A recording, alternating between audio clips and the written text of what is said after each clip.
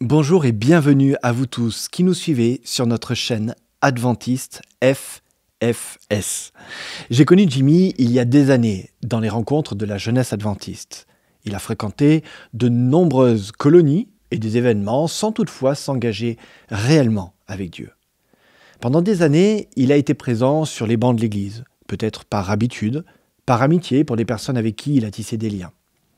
Il n'était pas franchement opposé à Dieu ou à la foi, mais il n'était pas particulièrement intéressé d'aller plus loin.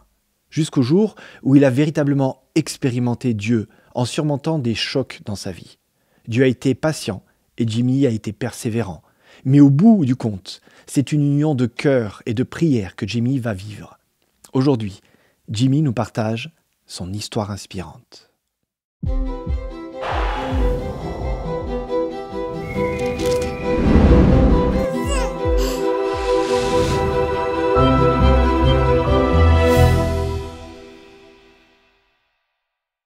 Bonjour Jimmy. Bonjour Philippe.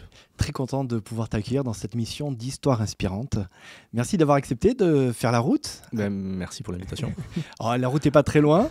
Tu es dans le sud de la France. Tout à fait, ouais, je suis sur Marseille. Dans la belle ville de Marseille. Là où il y a le soleil très souvent, mais comme à Montpellier. Comme à Montpellier aussi. Alors, tu vas nous parler un petit peu de toi aujourd'hui, parler de ton parcours. C'est comme ça que tu l'as défini, Ouais, ton tout à fait. parcours spirituel. Tu grandis dans l'église, mais en même temps, que tu grandis dans l'église, tu dis, hein, tu as fait plein de rencontres, des rallyes, des camps aussi peut-être l'été. Mais en même temps, cette église pour toi, comment tu l'as définie à ce moment-là? Oui, c'est vrai que j'ai grandi donc dans l'église. J'ai participé à beaucoup de rallyes, de camps et de temps de rencontres au niveau de la jeunesse. Mais j'avais pas ce truc-là de vraiment j'allais à l'église pour Jésus. J'y allais pour les copains. Certains copains et copines sont devenus des amis. Et parce que la bienveillance était là entre nous et on passait des bons moments. Et puis, à 40 ans, tu as fêté il n'y a pas très longtemps, les 40 ans. Ça se voit pas comme ça, tu vieillis très bien, hein, je te rassure. Mais à 40 ans, un jour, tu décides de se faire baptiser. Alors là, c'est un peu la surprise. Tout d'abord, il y a eu il y a quelques mois un événement qui s'appelle Montluçon, que beaucoup connaissent. C'est une grande rencontre de jeunesse qui se déroule à Montluçon. Et puis, dans cette rencontre, tout d'un coup, tu veux participer à un atelier, mais tu arrives un peu en retard à l'atelier. Hein? C'est ça, exactement. En fait, tout d'abord, je décide d'accompagner les jeunes de l'église de Marseille à Montluçon, parce qu'ils n'ont pas la voiture et ni le permis. Donc j'y vais sans attendre quoi que ce soit. Et concernant l'atelier, je me rends dans un atelier parce que l'atelier auquel je voulais participer avait déjà commencé. Et je me retrouve dans un atelier où je m'attendais à rien. Et finalement, cet atelier a fait écho à un des 4 événements que tu vas nous partager tout à l'heure. Tout à fait, qui m'a beaucoup touché. Et donc voilà, très content de cette rencontre à Montluçon. Et pourtant, j'en ai participé à plusieurs reprises. Et à la fin de ce Montluçon-là, il y a eu un nouvel appel justement du pasteur qui était l'invité Léo Lopez. Et là, sans me poser de questions, j'ai répondu à cet appel. Appel qui m'avait déjà été lancé à plusieurs reprises depuis tout petit. Mais là, j'ai décidé à me faire baptiser. Et ça a été fait il y a à peu près un mois de cela. Alors, c'est interpellant parce que on s'est connus même assez jeune dans l'église. Ton parcours, c'est ce parcours-là où tu as vécu plein de rencontres, des appels, des grandes réunions, des moments où l'occasion de t'engager, elle a été répétée. Et puis il y a cet événement Montluçon où tu viens en accompagnateur, toujours finalement un peu spectateur, un peu sur la touche, quoi, hein. C'est-à-dire que tu es là sans être là, tu vas rencontrer des gens, vivre des choses. Mais ce jour-là, un jour, tout d'un coup, tu décides à te faire baptiser. Et on va revenir peut-être sur cette histoire-là maintenant. Juste pour la petite histoire, moi, à ce moment-là, je suis dans les gradins, je suis avec l'équipe technique, et tout d'un coup, je vois un jeune devant qui, au moment de cet appel, se lève. Le premier jeune qui se lève, c'est toi. Et moi, de loin, la salle est grande, je te regarde de loin, je me dis, mais c'est Jimmy, non? Et moi-même, le premier surpris, je me dis, attends, mais oui, Jimmy, en fait... ça fait des années qu'il est là dans l'église, mais il n'est pas baptisé. Alors, on va se faire un petit flashback. On va revenir en arrière. Ce parcours dans l'église, il fait de haut, de bas, de belles rencontres. Mais tu n'es pas le dernier de la classe, mais tu es sur le banc du fond, quoi. Tout à fait. Je suis un peu le petit rebelle déjà de la famille, il faut dire ce qui est. Et pourtant, mon papa me parlait constamment de la Bible et de Jésus. Mais moi, je refusais d'entendre à chaque fois ce qu'il me disait, ou je prêtais pas attention, ou je faisais semblant de prêter attention à ce qu'il me disait. Et en fait, en 2009, ce qui s'est passé, c'est que j'ai eu une intervention chirurgicale de la cheville. Et à partir de ce moment-là, pendant 3 années, j'ai fait de la rééducation parce que je ne pouvais plus marcher. Donc j'ai dû marcher avec des béquilles. Et pour moi qui étais fan de ballon et de sport en général, ça a été vraiment 3 années de galère. Au niveau social, au niveau du travail, au niveau amical. Et puis, beaucoup de personnes me disaient qu'ils priaient pour moi. Et là aussi, pareil, je prêtais pas trop attention, mais ça n'empêchait pas que je continuais à aller à l'église tout de même, parce que j'avais ce truc-là depuis tout petit quand même. S'il y a un Dieu qui existe, peut-être qu'il m'entendra. Et puis, c'est ce qui s'est passé au bout de 3 années. Et à partir de ces 3 années, je me suis décidé à reprendre les études. Et donc, ça a été en 2015, parce qu'à l'heure actuelle, je suis travailleur social, moniteur éducateur, exactement. Et donc, je passe le concours et quelques jours après avoir passé ce concours, je subis donc une opération à cœur ouvert, opération qui se passe bien. Et quelques semaines après avoir été opéré, j'ai l'école où j'ai passé le concours qui me disent « Vous êtes reçu en formation, il va falloir rentrer ». Donc, je ne savais pas trop si je devais y aller ou pas, mais finalement, je décide d'y aller. Et puis, tout se passe bien. De 2015 à 2017, tout se passe bien. Je suis diplômé d'État et je travaille enfin avec des personnes qui ont des addictions toxicomanes. Et c'est la folie. Voilà. Alors, avant d'aller plus loin, je voudrais quand même qu'on revienne un petit peu, parce que tu nous as parlé de 2009, de 3 années qui sont pour toi, sans rentrer dans les détails, parce que je sais que c'est pour toi un moment très difficile, 3 années de galère. Tu l'as évoqué rapidement. Au niveau social, déjà c'est la fin d'un rêve aussi un petit peu par rapport au sport. Comment à ce moment-là, toi, tu te sens dans cette période-là? Sincèrement, je me sentais au fond du trou. C'est vraiment quelque chose que je souhaite à personne, même à mon pire ennemi. Bon, j'ai pas d'ennemi, mais je le souhaite à personne. Par contre, ce que je retiens, c'est que durant ces 3 années, beaucoup de personnes ont prié pour moi. Et c'est pour ça que pour moi, à l'heure actuelle, la prière est quelque chose de très important. Parce que justement, Jésus nous disait « priez sans cesse ». Et sur le moment, je ne prêtais pas attention. Mais avec le recul, je remercie toutes les personnes qui ont prié pour moi. J'imagine qu'il y avait ce truc-là que tu entendais dans l'église, voilà, il faut prier les uns pour les autres. Mais là, dans ces 3 années, là, tu l'as vraiment expérimenté, cette notion de la prière? Oui, tout à fait. Et pourtant, je ne voulais pas l'entendre et ça m'énervait aussi. De l'autre côté, on me parlait souvent de Job. Et sincèrement, on me parlait de Job, je disais, bien beau Job, mais voilà quoi. Moi, ça n'arrange pas ma situation à l'heure actuelle parce qu'on veut que ce soit sur le moment instantané. Mais avec le temps, on comprend certaines choses. Alors, comme tu le disais, il y a une souffrance dans ton corps parce que tu as mal. Tu marches avec des béquilles aussi. C'est une longue période de rééducation où c'est tous les jours, je crois. C'est ça, tous les jours de la rééducation. Donc, c'est quelque chose d'extrêmement intense. Il y a cette période d'isolement social, de coupure, de tension aussi, si je retranscris bien ce que tu dis. C'est-à-dire qu'à la fois, tu es heureux compris pour toi et en même temps, tu relativises ces prières ou voilà, c'est bon... qu'est-ce que je dois en faire, qu'est-ce que j'en pense exactement.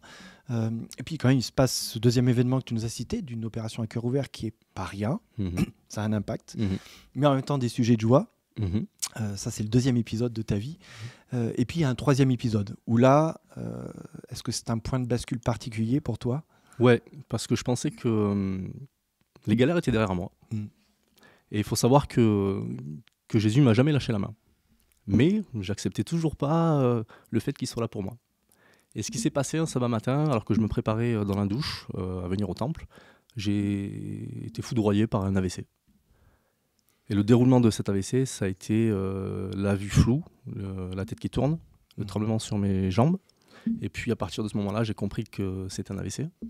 Et puis je me suis mis à ramper du mieux que je pouvais jusqu'à chez mon voisin, parce que ma priorité était de sortir de mon appartement pour que je sois vu par quelqu'un.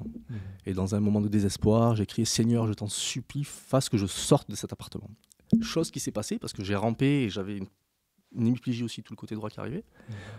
Et après coup, je me suis dit, comment j'ai fait pour réussir de l'appartement, à mettre la main sur la poignée que d'un côté.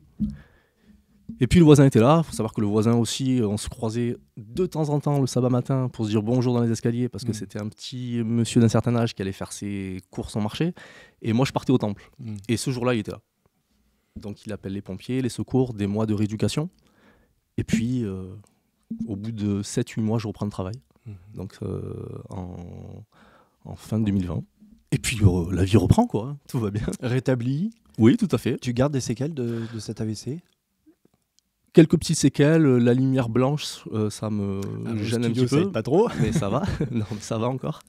Et des coups de fatigue qui arrivent encore subitement. Mais c'est rien par rapport à ce que ça aurait pu être. Merci Seigneur.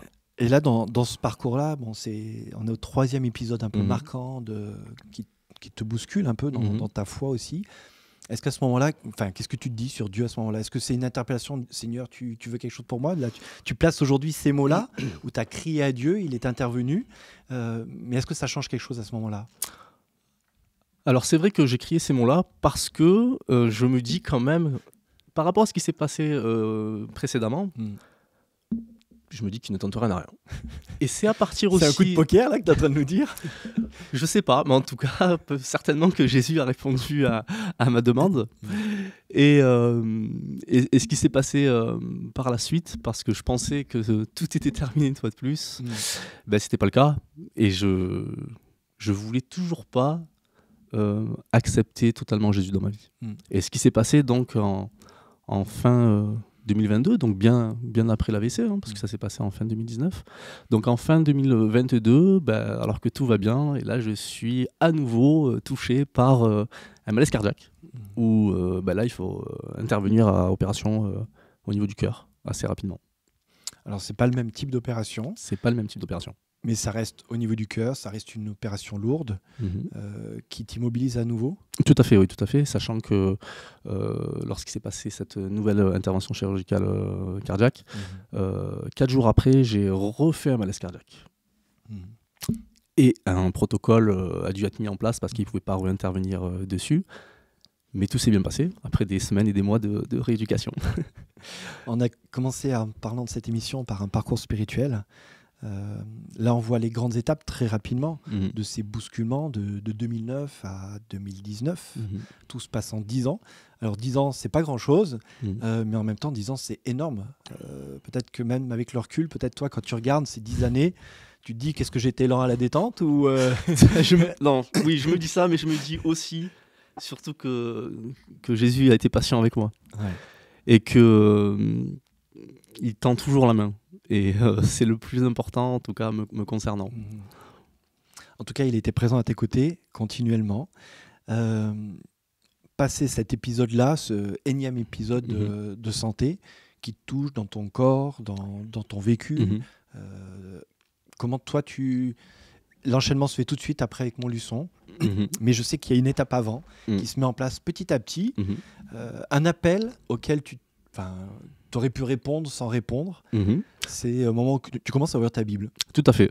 Alors, il faut savoir que ça a été en fin d'année 2023 par une personne que je connais depuis fort longtemps qui me propose des temps de méditation avec des personnes qui ne sont pas de l'Église.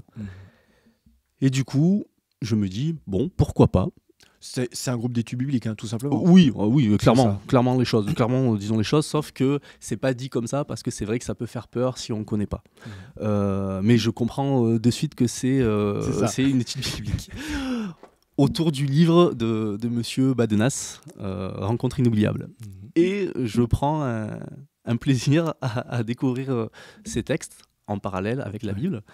Et du coup, ça a été un des événements en fin 2023. Mais ça n'a pas été le seul.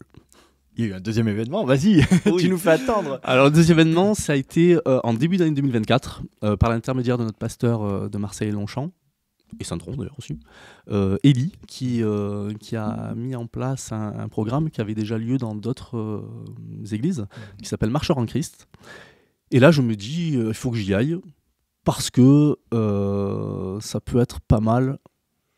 et intéressant, et c'est le cas, d'autant plus qu'avec les études que je prenais en amont depuis fin 2023, ça pouvait que compléter, et moi je me régale.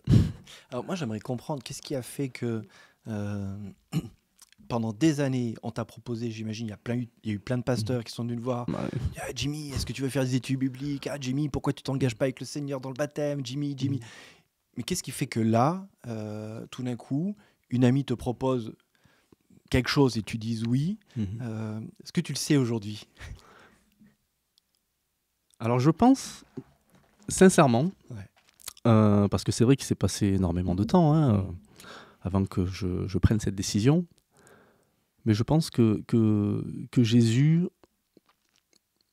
pour faire simple, je ne suis pas quelqu'un de très intelligent, mais Jésus ouvre l'esprit. Et il permet de rencontrer des personnes qui peuvent vous faire comprendre certaines choses. Et du coup, par l'intermédiaire de ces différentes personnes, ils ont pu m'amener à découvrir la Bible. Ce parcours-là, il est, pour moi, quand tu m'en as parlé la première fois, il est inspirant pour une raison simple. C'est aussi le parcours de beaucoup de jeunes dans l'église qui, pendant des années, sont là, assis, au fond, à droite, à gauche, près du radiateur, près de la fenêtre, et passer plus de temps à regarder derrière par la fenêtre que savoir ce qui se passe à l'intérieur. Peut-être à ces jeunes-là qui ont fait le choix de quitter l'église un jour, ou qui se posent la question de se dire, bon, j'en ai assez, j'aimerais quitter l'église. T'aimerais leur dire quoi, justement, par rapport à toi, ton parcours?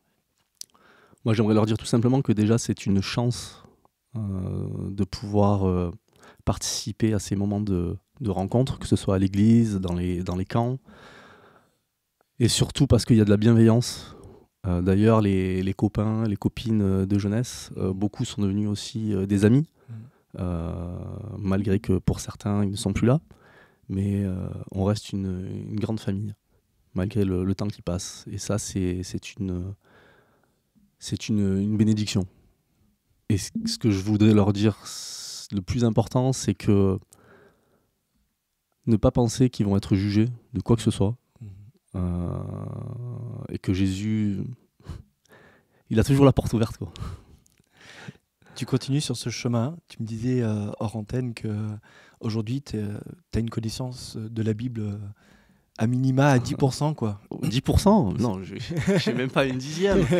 Mais ce qui est fabuleux, c'est que quand je discute avec des personnes, et puis après avec d'autres personnes, eh ben, ça permet d'apprendre et de voir d'autres choses que j'avais peut-être perçues. Et c'est là où je veux en venir, que parfois, souvent, je ne comprends pas certaines choses. Et par l'intermédiaire de certaines personnes, je comprends certaines choses. Alors aujourd'hui, tu as la position du transmetteur. En apportant ton témoignage, c'est toi qui transmets quelque chose. Et je sais qu'il y a deux textes, pour être juste. Il y a deux textes qui t'ont touché particulièrement. Est-ce que tu pourrais nous dire ces textes, mais surtout pourquoi ces textes t'ont touché?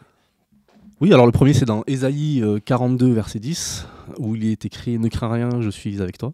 Et c'est vrai que c'est un texte qu'on me disait souvent de 2009 à 2013, pendant cette période de rééducation quotidienne. Et on me le disait constamment. Et aujourd'hui, je sais pourquoi on me le disait. Et le deuxième texte, c'est dans Matthieu 10, verset 22. Et celui-là, il me touche énormément, parce qu'à l'heure actuelle, avec tout ce qui se passe, il prend tout son sens, où c'est écrit « Vous serez haïs de tous à cause de mon nom ». Et ça me conforte aussi dans ma foi. Alors, tu t'es lancé un défi, tu t'es fait baptiser donc il y a quelques mois. Même pas un mois. Voilà, même pas un mois, au moment où on enregistre cette émission. Tu t'es fait baptiser et puis tu t'es lancé un défi. Un défi de témoignage. C'est assez original pour que tu puisses nous en parler aussi. Tout à fait. Alors, que toute la gloire revienne à Jésus tout d'abord. Mais la semaine de ma 40e année, je me suis lancé le défi d'aller acheter 40 Bibles et de distribuer ces 40 Bibles à 40 personnes qui n'ont soit pas de Bible, mais surtout, pas pour avoir une Bible et la mettre dans un placard, mais qui voudraient peut-être étudier la Bible. Et je me suis engagé que s'ils avaient une problématique de santé, familiale ou autre, je n'ai pas les connaissances pour leur référer à un texte biblique, mais je ferai en sorte de demander à des personnes qui ont la connaissance pour pouvoir leur transmettre. Du coup, je me suis lancé ce défi de distribuer ces 40 Bibles et je suis assez content parce que ça fait, au moment de cet enregistrement, demain ça fera 1 mois que j'ai été baptisé, j'ai pu distribuer 19 Bibles à des personnes qui n'avaient pas de Bible. La moitié de tes Bibles sont distribuées? Presque la moitié, parce que 19 sur 40. Alors, est-ce qu'à 41 ans, tu vas te relancer le défi des 41 Bibles? Oui, ou peut-être un autre, je ne sais pas. Mais en tout cas, c'est un plaisir de découvrir depuis peu cette Bible. La parole qui nous a été donnée, quand même, est un véritable trésor, chose que je ne comprenais pas avant. Et je remercie mon papa parce que, en termes de langage de jeune, on va dire, il me prenait la tête avec ça. Mais je suis tellement content qu'il ait fait parce que peut-être que... je ne sais pas. Merci beaucoup à toi, Merci, Jimmy, d'avoir accepté de venir ici, d'avoir accepté de partager les bouts de vie, ce chemin spirituel aussi, avec des moments plus difficiles que d'autres, bien évidemment, en espérant que ce message-là puisse être entendu par des jeunes, par des parents aussi qui ont besoin d'être réconfortés parfois quand ils se posent des questions sur leurs propres enfants. En tout cas, moi, ce que je te proposerai maintenant, c'est qu'on puisse aller écrire sur notre mur des témoignages ces 2 versets, afin qu'ils restent gravés ici à la Fédération, mais j'espère qu'ils resteront surtout gravés dans le cœur de nos auditeurs. Merci à toi. Merci. PS, juste une dernière petite chose, la puissance de la prière, elle est exceptionnelle.